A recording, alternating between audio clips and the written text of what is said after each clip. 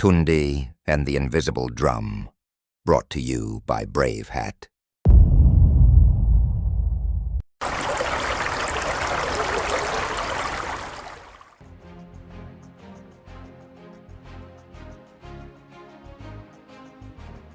In the quiet village of Olumo, under the shade of tall Iroko trees, life was peaceful. There was a boy named Tunde, and he was known for his curiosity. At just 8 years old, he loved to explore. Whether it was the cool streams where the children played, or the dusty corners of his late grandfather's mud brick hut, Tunde was always eager to explore. One warm afternoon, as the sun cast golden streaks across the village, Tunde set off on another adventure. He decided to clean his grandfather's dusty hut. Tunde discovers the magical drum in the hut. He kneels beside the glowing drum, his head bent forward as he reaches out with one hand. His expression is filled with wonder. The glowing drum shines even brighter the moment Tunde's hand touches it. He sat cross-legged, softly tapping the drum with his hands. He hesitantly plays the drum and feels a strange warmth as courage fills him. "What is this?" Tunde whispered. The drum seemed to hum in response, its glow slowly fading. Tunde didn't know it yet, but he had just found the key to uniting his divided village. The next morning, Tunde carried the drum to the village square. It was market day, and the square was buzzing with activity.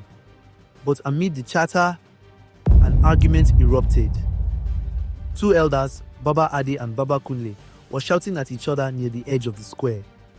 The disagreements over land boundaries had grown louder over the months, splitting the villagers into factions. "It is my family's land." Baba Ade shouted, pointing his finger at Baba Kunle. "Your family? That land has belonged to mine for generations." Baba Kunle retorted, his face red with anger. The villagers gathered around, whispering nervously. The tension was thick, and even the children stopped playing to watch. Tunde felt his heart race. But then he remembered the drum. Taking a deep breath, he moved to the edge of the crowd and gently struck the drum. A golden ripple spread through the air, reaching the two elders first. The shouting stopped, as if a wave of calm had washed over them. The villagers gasped as the ripple gently touched them. Baba Ade's frown softened, and he looked at Baba Kunle with understanding. Baba Kunle's jaw relaxed, and his eyes softened, showing a sense of calm. Baba Ade lowered his teeth and spoke calmly. "Perhaps we should sit and discuss this properly." Baba Kunle nodded. "Yes, with wisdom and fairness." The villagers smiled, clapped, and murmured with relief. Tunde's drum had worked its magic. News of Tunde's magical drum spread quickly. A few days later, a child from the village came to Tunde with a problem. "The bridge to the farms is broken," said Ayo, the tallest boy. "We need it fixed before the rains come, or we won't be able to take food to the market." Tunde nodded thoughtfully, tapping his fingers on the magical drum. "Let's fix it together," he said with a smile. Tunde plays the drum, inspiring laughter and the teamwork among the children. Inspired by the drum, the village children worked together to fix the broken bridge to the farms. By sunset, the bridge was tall and sturdy. The children cheered, and Tunde smiled with pride.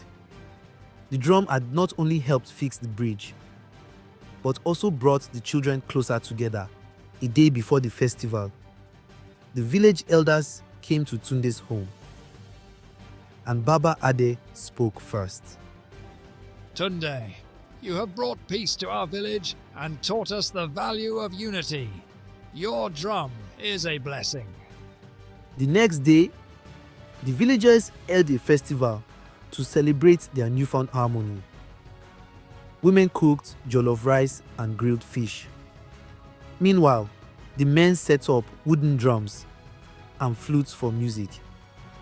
Tunde sits with his family on a wooden bench, smiling as he watches the joyful festivities in the village square.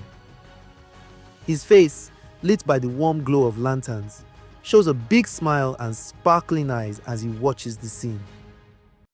As the festivities began, he played the drum Agadi is sending golden light across the square. The villagers danced and sang, their joy lighting up the night like stars.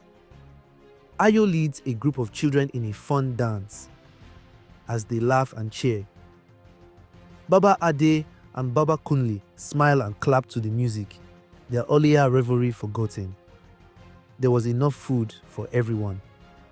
As the festival continued, Tunde looked around at the smiling faces, elders shaking hands, children laughing, and families united together.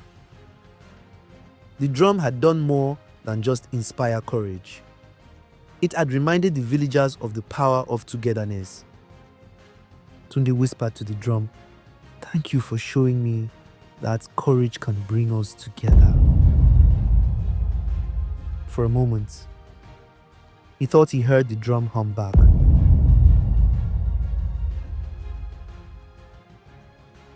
If Tunde's drum could inspire one thing in the world today, what would you want it to be? Share your vision for a better tomorrow in the video comment section. Hit that notification bell to stay updated and join us on this incredible journey through Africa's rich storytelling heritage.